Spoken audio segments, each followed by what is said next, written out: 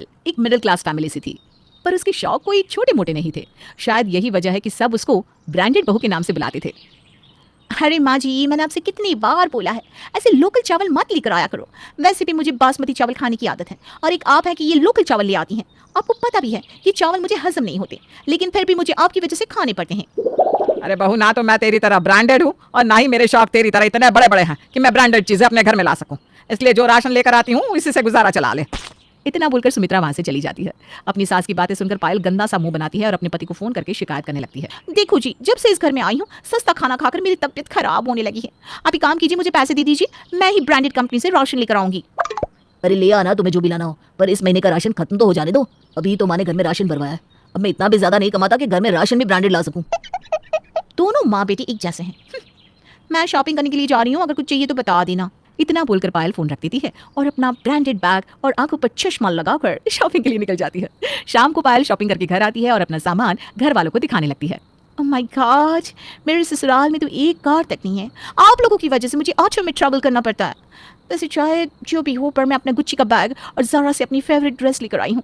कुछ दिन बाद मेरा बर्थडे है, मेरे कुछ दोस्त घर आने वाले हैं, और जब मैं उन्हें अपना ब्रांडेड सामान दिखाऊंगी तो उनकी आंखें फटी की फटी रह जाएंगी। पायल, ये सब लेने की क्या जरूरत थी? तुम जानती हो ना, घर का लोन चल रहा है, मेरी सैलरी भी अभी तक इंक्रीज नहीं हुई, और माँ की तबीयत भी इतनी खराब रहती है। तुम हमारे हालातों को समझती क्यों नहीं हो? बहू, अगर दिखावा ना करके तू पैसे की सेविंग करेगी तो तू सच में एक दिन अपने सारे सपने पूरे करने लगेगी। पर लोगों को जलाने और सिर्फ दिखाने के लिए फिजूल खर्च करना सही नहीं है।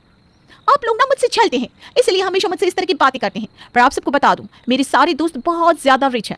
उनकी बराबरी करने के लिए मुझे हमेशा शॉपिंग करना पड़ता है, और ब्रांडेड चीजें लेना मेरे लिए बहुत जरूरी है। अगर मेरे पास ब्रांडेड सामान नहीं होगा तो मैं उनके साथ खड़ी भी नहीं हो सकती। बहू, इंसान सामान से अमीर या ब्रांडेड नहीं बनता, इंसान अपनी सोच से ब्रांडेड बनता है।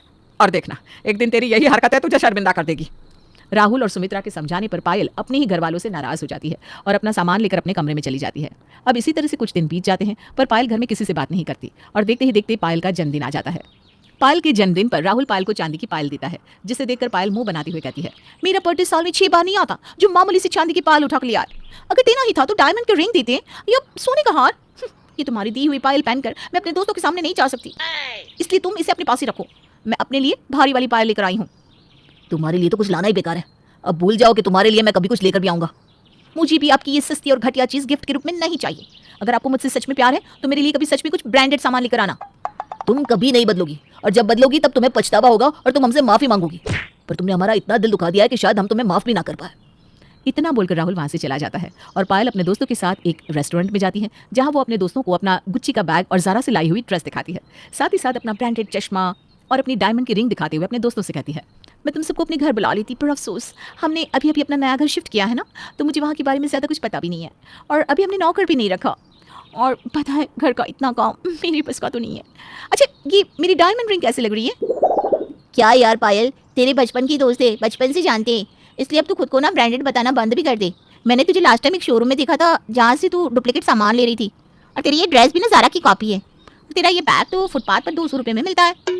सही कह रही है आंचल, मैंने भी इसे देखा था। मुझे लगा ये मेरा वहम है, क्योंकि हमारी पायल तो सिर्फ ब्रांडेड चीजें ही लेती है। हाँ तो लेती हूँ ना मैं ब्रांडेड चीज़ की डुप्लीकेट, क्योंकि मैं तुम लोग जितनी अमीर नहीं हूँ, और तुम सब तो अमीर होने के बाद भी कोई भी सामान ब्रांडेड नहीं लेते, एक नॉर्मल इंसान की तरह घूमती हूँ। पर मैं क्या करूँ, मुझे तो तुम्हारे साथ तुम्हारी बराबरी करनी है। अगर तुम्हारी बराबरी करने के लिए मैं डुप्लीकेट सामान ले लेती हूँ तो इसमें खराबी क्या है?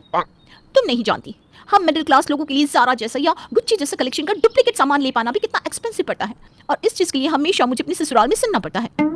माफ करना पायल, पर हम सच में नहीं जानते थे तुम डुप्लीकेट सामान खरीदती हो। हम तो बस मजाक कर रहे थे, और देखा तुमने अपनी सच्चाई अपने मुंह से बोल दी। अरे पायल, तुम ऐसा क्यों सोचती हो? अगर तुम ब्रांडेड चीज़ लेकर नहीं आओगी तो हम तुमसे दोस्ती तोड़ देंगे। दोस्ती हैसियत देखकर नहीं की जाती, इसलिए तुम जैसी हो वैसे ही बनकर रहो, एकदम नॉर्मल हमारी तरह। अपने दोस्तों की बात सुनकर पायल को समझ में आ जाता है कि झूठ के ज्यादा दिन पैर नहीं टिकते, और वो ज्यादा दिनों तक अपने पैरों पर खड़ा नहीं हो सकता। जिसके बाद पायल अपने घर वालों से भी अपनी गलती की माफी मांगती है। जानती हूँ राहुल, तुम मुझे माफ़ नहीं कर सकते क्योंकि मैं लेट हो गई, पर आज मुझे एहसास हो गया मेरी जो अमीर सहेली है वो इतनी अमीर होकर भी नॉर्मल रहती है, ताकि हम जैसे गरीब लोग उनके साथ कंफर्टेबल होकर रह सकें।